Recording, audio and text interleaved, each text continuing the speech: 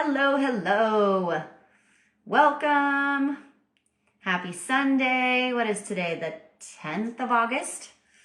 Hope you guys are having a great day so far. Hi, welcome.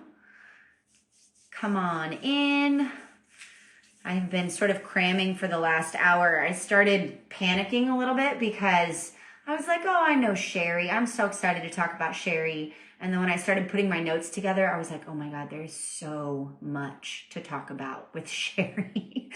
There's a lot of stuff to know about Sherry. And I am going to try to give you the general picture of like fun bullet points to know. But just know that like Sherry has a lot going on. And if you are interested in learning more, like people can do entire certifications in Sherry.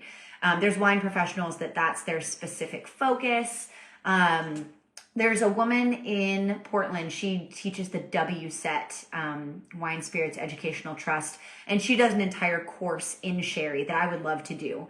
And honestly, every time I learn about Sherry, I'm like, yeah, I think I'm retaining all of that. But there's just so much to know that, you know, when I was studying for today, I was like, oh, I forgot about that. Oh, I didn't even know about that. So I'm really excited. But if I lose anyone at some point, or if you get overwhelmed with information, just tell me. Be like, wait, what did you mean when you said that? Because yeah, I hope that, you know, I hope that maybe some of you maybe aren't automatically on the Sherry train and are down to kind of just have an open mind and see what you think. Because unfortunately, Sherry does get a bad rep in the US. In Europe, especially in Spain, it's, you know, just accepted as like one of the great wine regions of the world.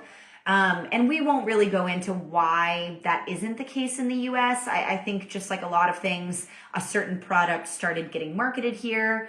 And we had a connotation with that certain product, and now that's just kind of the received idea. I mean, tell me if I'm wrong, but I think probably a lot of you think of Sherry for cooking or for something sweet, maybe something sweet that your grandma drank. And that is one tiny, tiny part of what Sherry can be, and not even good Sherry. You know, it's like when we were talking about the German Riesling Blue Nun thing.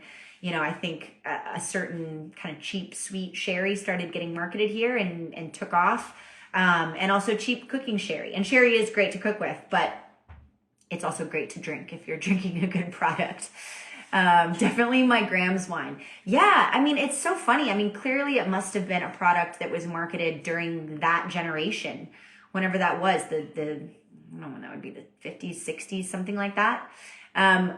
And it says, boyfriend's very skeptical, but I'm super excited to learn about all the varieties. Yeah.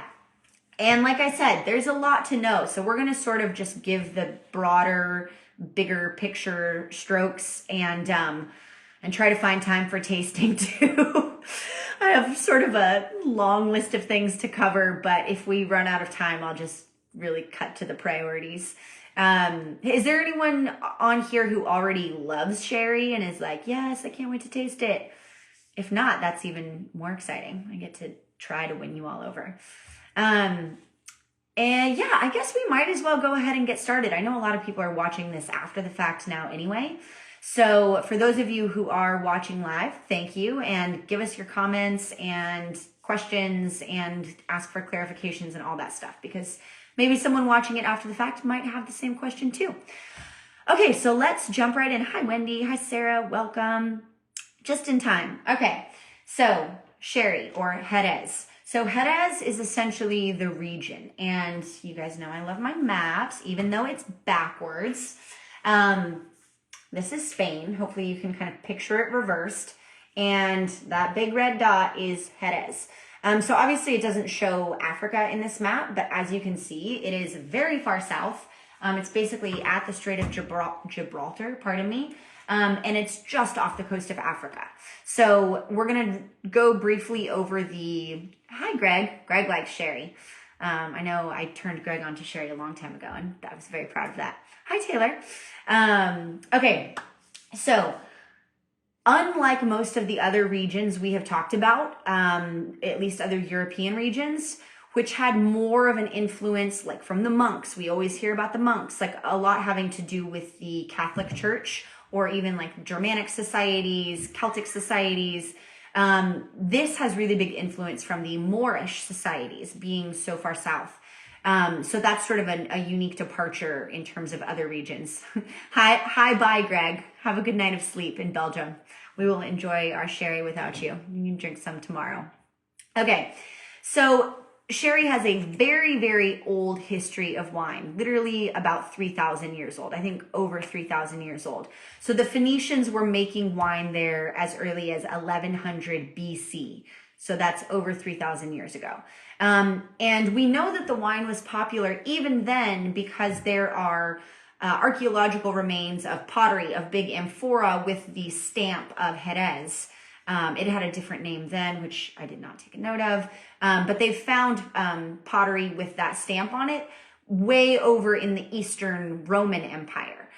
So the Phoenicians and then the Greeks and then the Romans, it was always a popular wine, and it always from the very beginning was a wine that tended to travel around the Mediterranean.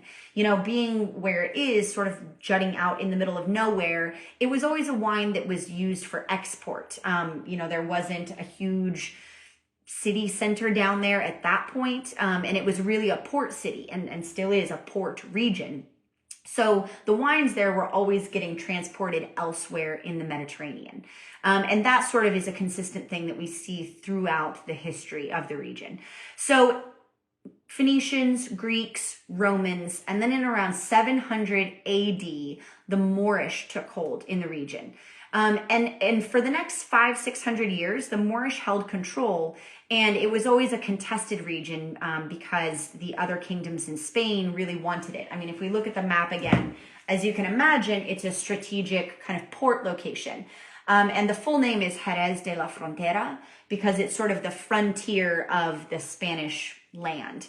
And so people always wanted it as a strategic hold. So while the Moors held it for those almost 600 years, I thought the most interesting thing to know is that the Quran forbids consumption of alcohol. So if you think about American prohibition, that was only 10 years, and it completely wiped out the American wine industry.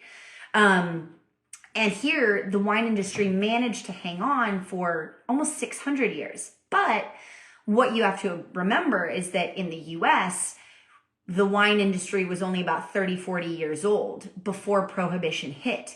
Whereas by 700 AD, there was already almost 2,000 years of a winemaking history there. Like 1,800 years. So winemaking was already very much steeped into the culture. And the way that they managed to kind of stay alive, the winemakers and the producers, during that time was a couple ways. They said that they were growing grapes for, oh no, Anna, shoot. Does it say sherry on the front, or did you pick up both weeks at once? Oh no. Did I just do it wrong? I really hope that's not the case. I'm so sorry. I'll do a week on me. Oh my gosh. I hope you have the other bag and you can open that one up.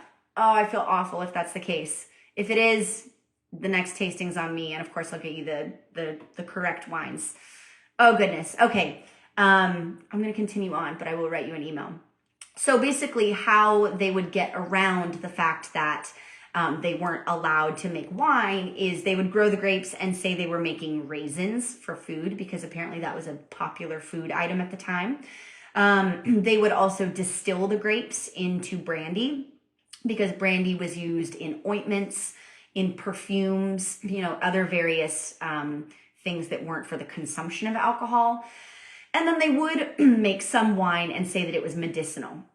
So all of these winemakers were still producing wine, probably on the sly. And there's archaeological proof that that elite families or wealthier families were drinking it. They just weren't, saying it. And especially during times of less religious fervor, wine consumption was kind of produced on the sly. So around at the end of the 13th century, the Spanish kingdoms won back the region. So it came back under kind of Spanish or the rule with the rest of the Spanish lands. And from that point onwards, the production really started to skyrocket because of the other trade with European countries. So the Kingdom of Castile, which at the time owned the region, saw that the wines were popular, that they always had been, and realized that they were a really valuable export product. And around that time, England started to really develop a flavor for sherry. And they started suggesting that they would trade English wool for the wines from Jerez, which they called sherish, Sherish. I don't know if that's sort of where the English version of sherry comes from or started. Sorry, I have something in my throat. So, point is, they start getting more and more popular in Europe. And then when the Spanish age of exploration comes around, when Spain starts doing all of these voyages to the New World, Jerez happens to be in a very strategic location. So I don't think this map shows it, but just, an hour north of Jerez and an hour inland is Sevilla. And Sevilla happened to be the seat of this government agency called the House of Trade. And that agency was the only government agency that controlled Spanish exploration and colonization. So all of the trips to America and trips of colonization all started in Sevilla, where they had to get their stamps of approval. And then they would go down to Cadiz, which is the port of sherry, and that's where all the ships would leave from. So as you can imagine, all of these ships wanted to stock up on wine. And the wine that was there was sherry. So sherry started to be known on the world stage because when those boats would meet other people, they would use it for trade. And because of that, a lot of international investors started investing in the region. So there's still a pretty big Italian and English foothold in Jerez in terms of who owns the houses. And it just started to get more and more well known. And as time went on, pirates loved sherry. They loved stealing it. So in the 1500s, it was whenever Spanish ships would get taken, sherry was always something they would steal. Sir Francis Drake stole something crazy like 3,000 kegs and brought them to Queen Elizabeth. It became Elizabeth's favorite drink. It was Shakespeare's favorite drink, which I just learned. And now I know one other reason I love it so much. And it's referenced in a lot of Shakespeare's plays. So again, just a fun history. And by the 1800s, that's when the traditional styles of sherry that we start to recognize now, started to be developed. Because we talked about sherry always being a wine that travels, and it being a hot region there, which we'll talk about in a second. Wine will spoil, without temperature control, and especially if you're putting it on boats and long voyages. So fortification was always sort of a thing with sherry. That was already a popular technique that winemakers would use to make sure the wine's preserved on voyages. But what started happening is that the demand was outstripping the supply. And also the palate was shifting. So in the late 1700s, mid 1800s, port started to get really popular, especially in England and in Northern Europe. And whereas in the past, Europeans had liked this kind of lighter, brighter, even just in color and flavor profiles, light and more citrusy, it started to shift to people liking sweeter, darker, more oxidized, kind of nuttier, and often that meant aged in order to get that color and those flavors. And so the winemakers were frustrated because they couldn't keep up with demand, and they had all this young wine getting produced, but people wanted to drink old wine. And so that's what led the kind of iconic function of sherry production, which is the Solera system, to be invented. And we're going to talk about that in just 1 second. But it was this problem of having a lot of young wine and people wanting to drink a lot of old wine that led to the creation of Solera. Oh yeah, and we'll talk about this in a second, exactly how sherry versus port is made. Essentially, they're both fortified, but in most sherry, they're fortified after fermentation completes, so there's no residual sugar, whereas port, fermentation occurs before fermentation is done. I'm sorry, Fortification happens before fermentation is done, so there's still sugar left in the drink. So it means that that the wine is sweet rather than dry. But we'll talk about production more in a minute. And if you're just jumping in, sorry, I'm already on the sherry train mid-explanation, so I will try to keep everyone on the same track. But yeah, that's sort of the historical setting that led to all of these styles that we now see. And it also ended up being the first official DO in Spain, or Denominación Origen, because as popular as it was, it started to be replicated and imitated, and people were trying to rip it off. And so in the early 1900s, they set the first regulations in stone that prevented people from imitating it. So let's talk about the wine itself. So what makes the region so interesting and able to make wine, being such a hot region? So like we said, it's basically right next to Africa. If you missed the map, here's the backwards Spanish map. Jerez is the red dot. Africa would be right here if the map had it on there. So it is a hot, hot, hot region. But it gets a surprising amount of rainfall. It gets as much rain as Oxford, England does, which I have lived there for a summer, and it rained a lot. So that's sort of a unique thing. It means that it's not just hot and dry. It is, as you can imagine, very humid. It's hot with a lot of moisture in the air. So there's those two factors. There's also winds that blow in from either side, from the east and the west. So one wind, from the west is coming off of the Atlantic Ocean, bringing with it, saltiness in the air and its own set of biological microorganisms in the air itself.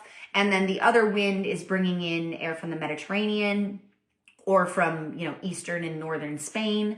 And so you end up with this small little microclimate that has basically just a lot going on. It has moisture, it has heat, it has all of these microorganisms coming in from, opposite directions. And then it also has these soils. And the conditions I just mentioned are what allows for flora to grow. And we'll talk about what flora is in a quick second. But the other really unique thing about the geography of Jerez is the soils.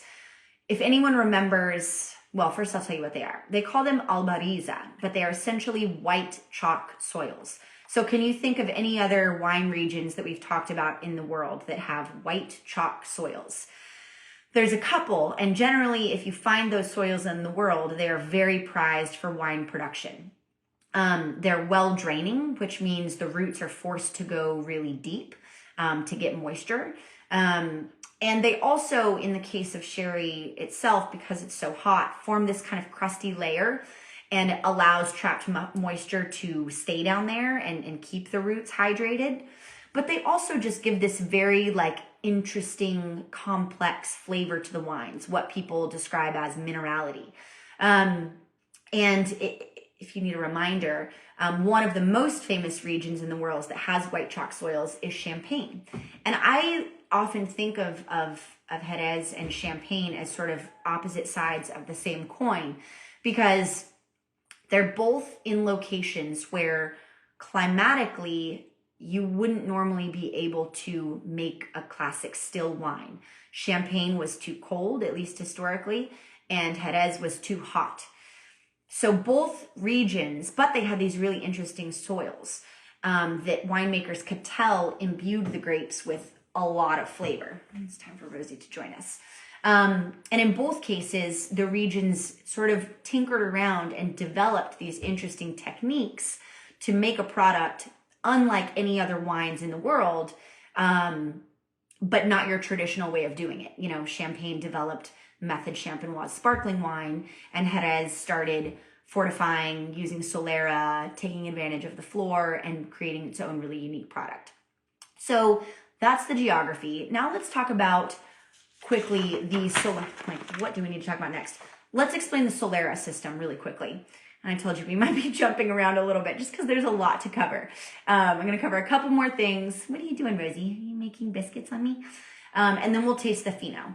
So the Solera system is unique to sherry. I mean, other winemakers have kind of started to toy with it in some cases. But you could picture a pyramid or a tower of barrels with, you know, barrel on barrel on barrel on barrel. And essentially, you put the young wine in at the top, and you take the wine that you're going to drink, the oldest wine, out from the bottom. So on any given vintage, you can, you know, picture this tower of barrels, and whatever you want to bottle, you go down to the bottom row of barrels and you pull out as much of it as you want. And then from the layer above, you take enough of that to refill the bottom. And the layer above that, you refill that layer. So you keep going, and then you put the new wine in at the top. And what this does is it gives you consistency and complexity. So you are drinking a wine that has some young wine in it, but it also has a lot of really old wine in it. You know, it's wine that could be 2 years old and 8 years old and 100 years old. Some of these sherry houses have soleras that they have been operating for over 100 years. So it just gives the wine a lot of complexity. And in the case of the problem that sherry makers were having, you know, it saves a winemaker having to bottle, you know, this current vintage of wine and then sit on it for 20 years until it reached that style that people wanted. They could start immediately blending vintages together, always putting the new stuff in, always selling a product that was going to have more age to it. And then they wouldn't run out of it as much. So that's what the Solera system is. That's one key part. And then we're just going to cover what floor is, and then we'll taste the Fino. So floor is the other really unique, weird thing that happens in sherry. Floor is spelled F-L-O-R. And it's essentially a bacteria or a yeast that grows on the surface of wine. So if you picture a barrel that is maybe a little over 3/4 full, maybe like 4/5 full, it looks gross. It looks like a layer of mold or something that develops over the top of the wine in that little gap of oxygen. And it does a couple things. But first, what it needs to occur, you can't just make floor occur. It needs really particular humidity. It needs humidity, but the humidity has to have certain like nutrients in the air. It needs oxygen, which is why you leave the little gap. It needs sugar, so like grape sugars from the wine itself. And then it just needs those nutrients, which it gets from the air and from the wine. So it's not really something you can cultivate it. It's like a strain that can sometimes occur in old cellars that has the right nutrient mix. And because of how, I got a BMC, I don't even know what that stands for. Biscuit making cat. Yes, sure, favorite time to come make biscuits is when I'm trying to lead a wine class. So floor has always been in Jerez, and people have tried to like take strains of it. Like there's even some Oregon winemakers who have managed to, kind of adapt it to like pull it from other places, keep it alive. You have to keep feeding floor if you don't want it to die. So you have to top it up with fresh wine because it needs the sugar and it needs the alcohol if you want it to keep it alive. But it's very delicate. So that's sort of what led to all these different styles of sherry, is you can't just always count on floor occurring. So in terms of the winemaking process, it does a couple things. The main thing it does is protects it from oxidation. And so it's going to stay wines that age under floor. They'll call it aging biologically. A wine that's aged biologically is one that had floor living on it the whole time. So as you'll see when we put it in the glass, it's not dark in color. It's not oxidized. Looks like a normal white wine. So it protects it from oxidation. It also eats the alcohol as it's aging. So wines that age under floor generally are not as high in alcohol. And then it also produces something called acetaldehyde. Oh my God. Acetaldehyde, which is the like flavor component that is in olive brine. It gives it this kind of like salty, briny flavor.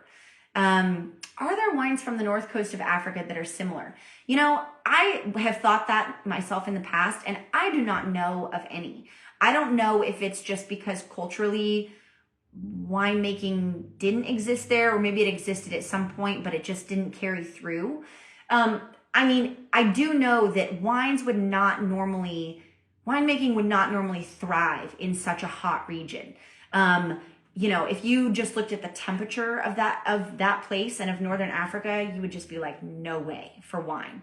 But what allowed sherry to become a thing were those soils and these techniques they developed. So fortification and the existence of flora. So I'm not quite sure. There's none that I've heard of, but I could find out. I'm not sure if those soils exist or if it's like a separate geological plate. I'll get back to you on that.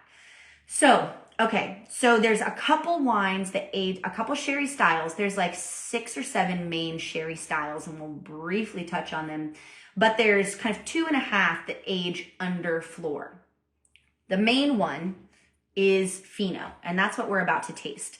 So Fino is sort of the entry level, or the youngest. It's not entry level because it's difficult to make. It means that the wine had to age under flor the whole time. There's another style called manzanilla, which is basically the exact same as flor, but it has to be from a specific village, Sanlúcar de Barrameda. Whereas Fino can be from anywhere in the Jerez region. So basically how they make Fino is they pick the grapes. The main grape in sherry is called Palomino, like the horse. There's also 2 other varietals, Muscatel, which is muscat, you know, very aromatic, which is used very small, not much anymore, small doses. And then Pedro Jimenez, which is mainly used in the sweet version of sherry by the same name, also called Pedro Jimenez or PX. Palomino is the main grape you'll find, especially in quality, like drinking sherry. So to make Fino, essentially they pick the grapes. They want to get them into fermentation right away so that they don't start to oxidize at all. They ferment them. And as soon as fermentation is over, they fortify it, but only a little bit. So they need to fortify it a little bit so that the flor has alcohol to consume. But they don't want to fortify it too much because then the flor can't survive. So they fortify it to right around 15%, which is, I believe, what this Fino is. Yep, 15%. It's pretty standard for Finos. And again, fortification was always a thing in sherry because it's hot, the wines would spoil, they wanted them to be shelf stable. So that's what sherry is, they fortify it, they ferment it, they fortify it, then they put it into the solera where hopefully it lives under flor for the whole time. And this Fino was in solera for about 3 years. So that's pretty young for sherry, but it's pretty common for a sherry that ages under flor the whole time rather than oxidatively. So let's try it because I just am throwing a lot of information at you. And I'm not even going to get into information on the producers, but just know these producers are really awesome. Both of the producers have been around for a long time and they're great. Such a sped over version. So let's look at it in the glass. And aside from Anna, I'm so sorry. I promise you I'm going to give you the right wines and make it up to you. But let's look at the color. I would guess, just from looking at that, I wouldn't know it was sherry. I would just think it was any other white wine. So I'm going to, again, kind of speed taste through this, but sort of like straw yellow in color, no hints of like orange or tawny or brownish, so we wouldn't think there's any oxidation. If we look at the legs, I'm guessing they will be pretty slow to form because of the high alcohol content.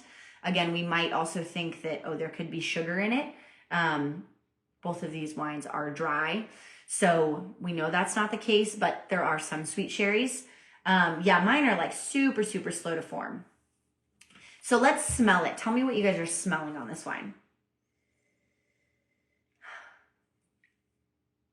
Don't get freaked out. I promise it's going to be good.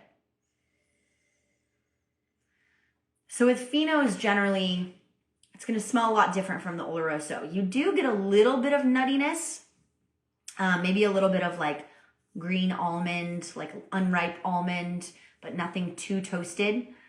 Whiskey, interesting. Yeah, I mean, your brain might be thinking whiskey just from that little bit of like almond nuttiness and maybe from the alcohol itself.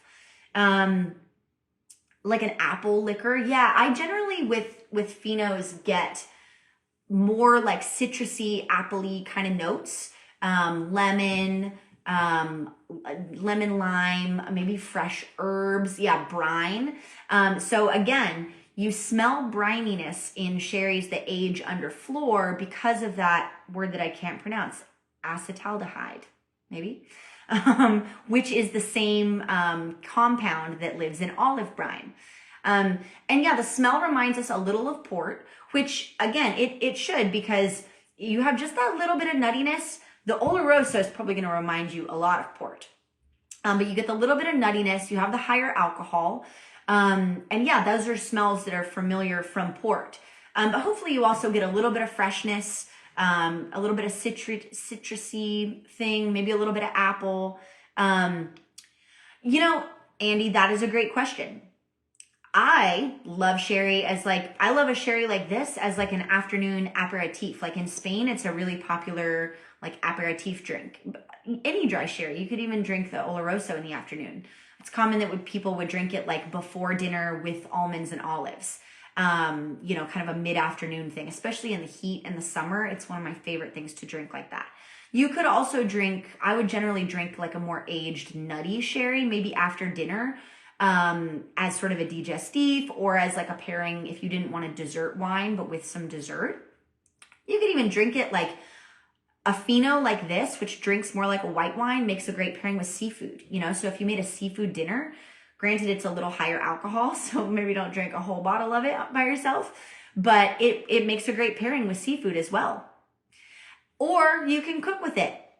It's often used to make dinner. I caramelized onions for brunch today and deglazed it with some Oloroso. So you can do a lot of things with it. Here, let's taste it and see what we think. And yay, you got your almonds and olives. A couple of you came in and got almonds and olives. I hope they're fun together. So tell me what you guys think of the flavor profile. And I know it's different than most of the other wines you have tried. And maybe it might be an acquired taste, but hopefully this at least has like the complexity and the balance that hopefully elevates it from maybe bad experience sherries you've had in the past. So talk to me about alcohol level, acidity, flavor profile, finish, all of those things. One thing I noticed right off the bat is that, you know, you can definitely feel the alcohol. Again, we've talked about like one way to detect alcohol is kind of how low you feel it in your like neck, chest area. And I definitely kind of feel this down here. It's hotter than a traditional white wine. But it also doesn't feel like I don't think it's unpleasant. It doesn't feel like you're taking a shot of vodka or something like that. You know, we've had red wines that we've tasted that have been 15% alcohol. And I do think there's a good amount of acidity in there. I don't know if you guys would agree. I'm going to wait for your comments before I jump into my own tasting notes.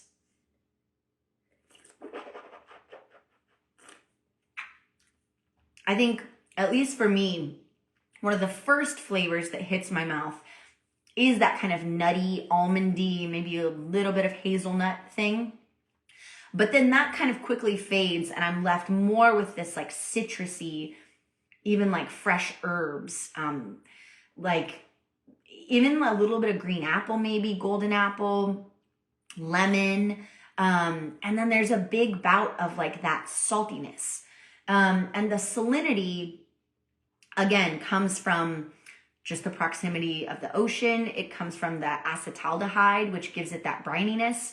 But it also comes from the minerality of those soils. I think it gives it this really interesting mouthfeel and yeah, like you're licking chalk sort of flavor. You smell whiskey. Maybe you're just drinking a lot. You might have whiskey in your glass. No, I'm kidding.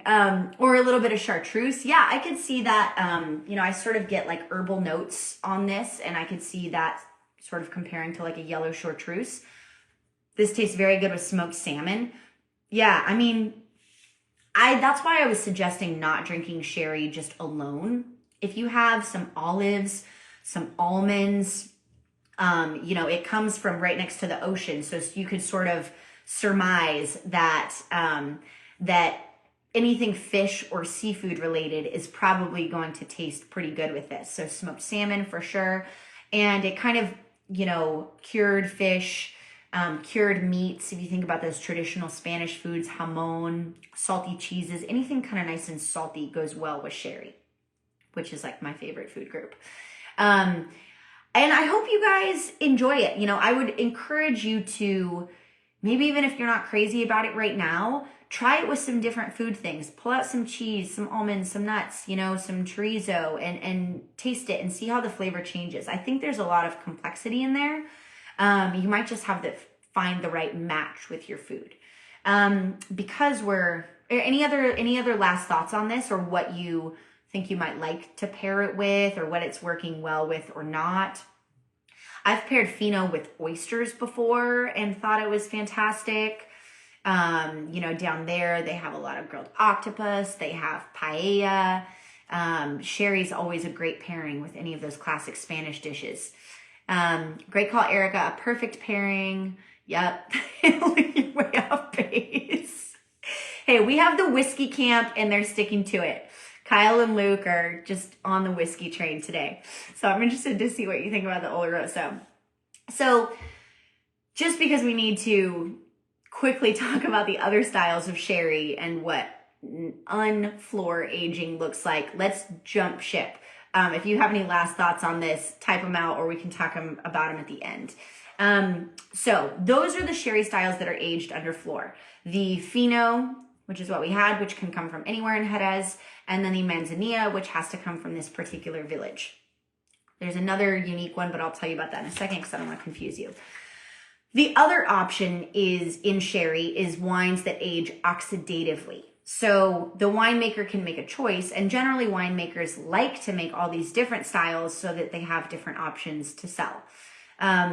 So for the barrels that occur with floor, those become Fino, or they can just immediately decide that we're not gonna have floor in the process. We're just gonna age them oxidatively because they want to have options that are darker in color, nuttier, generally aged longer. They're in the Solera longer. So that's this other style. So when wines are aged oxidatively, they start the same way. They pick the grapes. Same grape varietal, generally it's Palomino. They do the fermentation, it ferments dry, and then they, instead of, it does the same thing. It goes into the Solera system. But what they've done is they've fortified it to a higher level to where floor can't grow. So with the Fino, they were fortifying it to around 15%, which gives the floor alcohol to eat, but not too much alcohol to where it can't survive. Oloroso is generally fortified to like 17, 18%. This one is 19%. So it gets a little boozier for sure. And the floor can't survive. The alcohol kills off that microorganism. So they fortify, right after fermentation, they fortified it to a higher level, and then they put it in a Solera. And again, these ones are generally in a much longer, drawn out Solera. So this one, again, this says 15 years old, but it's hard to actually say how long the wines are. I think what that means is that for that Solera, it's generally like a 15-year, time between when they take it in and when they put it out, but they're taking it out every year. So this could have wine in it that, again, is 100 years old. We don't really know. But it's at least 15 years old.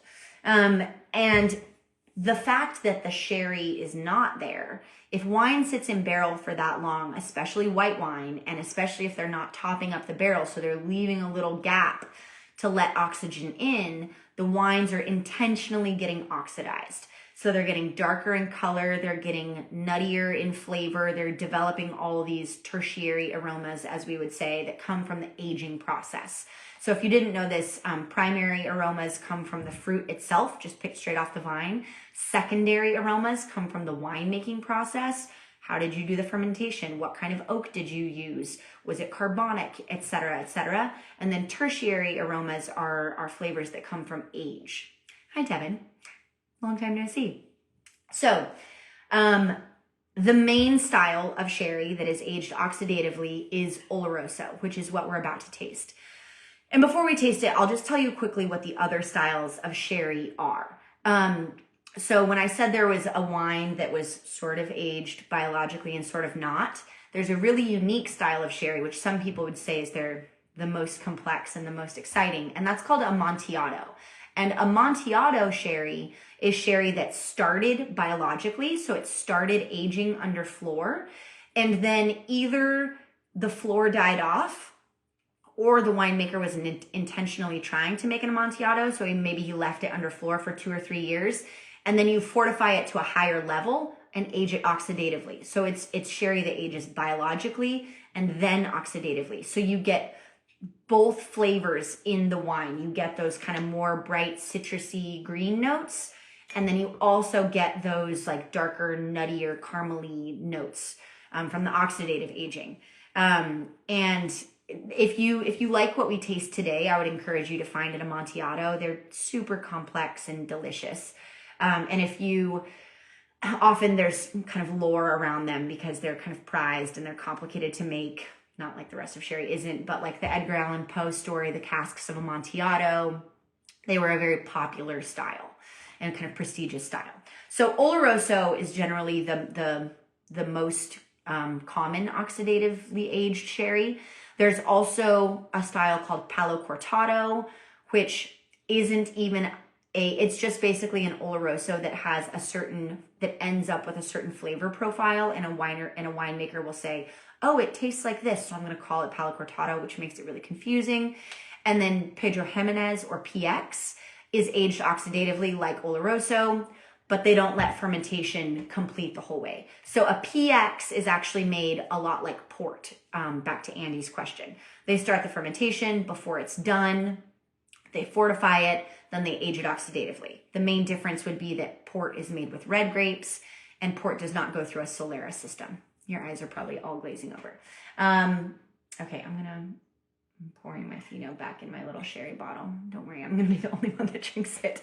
And then we're gonna taste the Oloroso. So, one cool thing to know about this producer, El Maestro Sierra, it's been around for lots of generations, like 8 generations, but the last 3 have all been women run.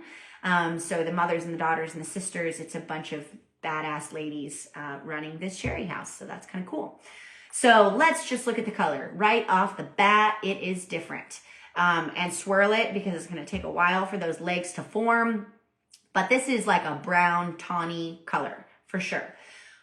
One thing to note, if you had a glass of port next to you, I mean, let me see how well you can see it from here. It is tawny in color, but it's also, you can still see through it. And it's like dark golden. Port often has more like ruby purpley hues to it. And it's often much darker. Like I can see my hand, I can read the page through it. And port is much more concentrated. It's made from a red grape, whereas this is made from a white grape. And you can kind of tell that, this has more like of an amber golden-y kind of color. So right off the bat, we can see it's different. The legs on mine are starting to form and they are very thick and very, very slow moving. Smell it and tell me what you guys are smelling on this. I'm sure I'm going to get whiskey back from Kyle and Luke. So this smells more like port to me. Not that the other one didn't have hints of that, but you definitely get that like toffee, caramel, exactly. Yeah, that was the word coming out of my mouth as I saw your comment. Even a little bit of like spices, even like cinnamon, clove, like maple. It smells like it's gonna be sweet, right? Like if I just smelled this, I would think that I was about to drink a dessert wine.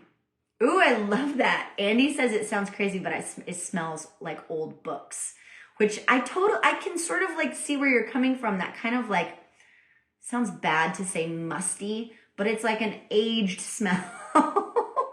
Butterscotch, brown sugar, hazelnut. Yeah, I mean, all of these things sound like we're describing a dessert wine.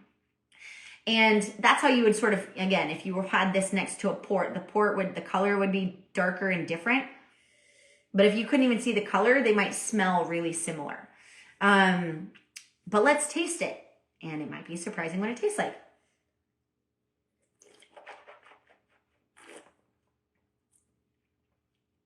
And again, it might be an acquired taste, but this is one of my favorite. Like, I just think it's one of the most interesting wines. And it like the flavor keeps changing. I don't know if you agree. Like when you first drink it, I feel like right off the bat, you kind of detect a little bit of those sweet aromas on your tongue, and you almost think it's going to be sweet. And you kind of get that like coffee toffee caramel for a second. And then for me, it fades into like this really deep, like nutty flavor. Walnut, toasted hazelnut, toasted almond. And then towards the end, I feel like you almost get these kind of like green, like citrusy notes. And with that kind of like salty, briny flavor too. I don't know if you guys agree. And the mouthfeel, you kind of get that chalky sensation in your mouth as well. Like it's just sort of a flavor bomb, in my opinion. Yeah, people are saying hazelnut, tobacco, strong flavors that coat the mouth, kind of a warming sensation. Yeah, and the warming sensation is probably coming from the 19% alcohol. I mean, whereas I felt the Fino, like right here, like I feel the Oloroso a little bit lower. And like my sous chef Brandon took a bottle of the Oloroso home the other night, and he was like, yeah, I found my girlfriend just conked out. And she was like, all I had was a glass of sherry. It's because this stuff will get you. It's much higher alcohol. If you drink a full glass of sherry, if you drink a full glass of Oloroso, thinking it's a full glass of like normal white wine, your body is going to be surprised. So, you know, when we serve sherry, often we serve it in like dessert wine glasses, not because it's a sweet wine or because you have to drink it with dessert, but because frequently we are serving smaller amounts of it. And it is a lot to kind of, for your palate to process. It even tastes like a leather book. Perhaps Huck Finn third printing. I love it. Yeah, it like tastes like you're drinking history. Hazelnut brandy, that's a great way to put it, because even though it's not distilled, you have the alcohol sensation, you have the nuttiness. What is the cost range like on sherry? I mean, on these, so, I mean, you guys probably obviously noticed these are half bottles. And often sherry is bottled in half bottles because it packs a punch and people are drinking it in smaller quantities, and because it is a little more expensive. So I think the Fino would be around, well, the Fino would be like $15 retail, and the Oloroso would be like $20 retail, and those are half bottles. And again, these are good producers, so it's not insane. I mean, you can get like Amontillado will generally run you a little more. It might be more like $25, $30 for a smaller bottle, but it's possible. Way off base, fourth printing of Huck Finn. You know, you can find great sherry for a decent price. It's not insanely expensive. I would have loved to try to get 3 different styles. That was my goal, but I didn't want to give you guys crappy sherry. And that's sort of what it would have to be, unfortunately.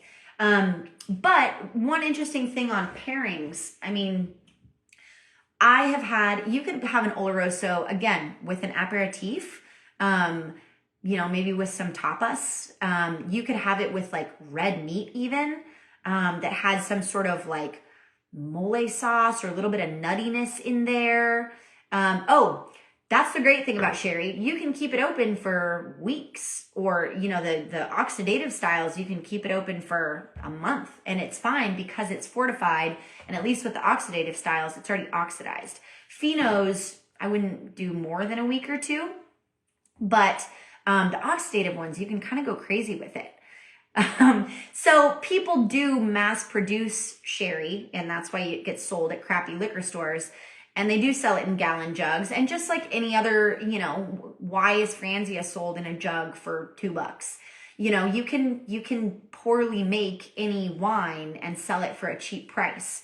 And so it's just really about, are people cooking with it? Are they, you know, is it what are people looking for with it? Now, finally, better wine, better sherry is getting imported into the US and it's seeing more of a resurgence.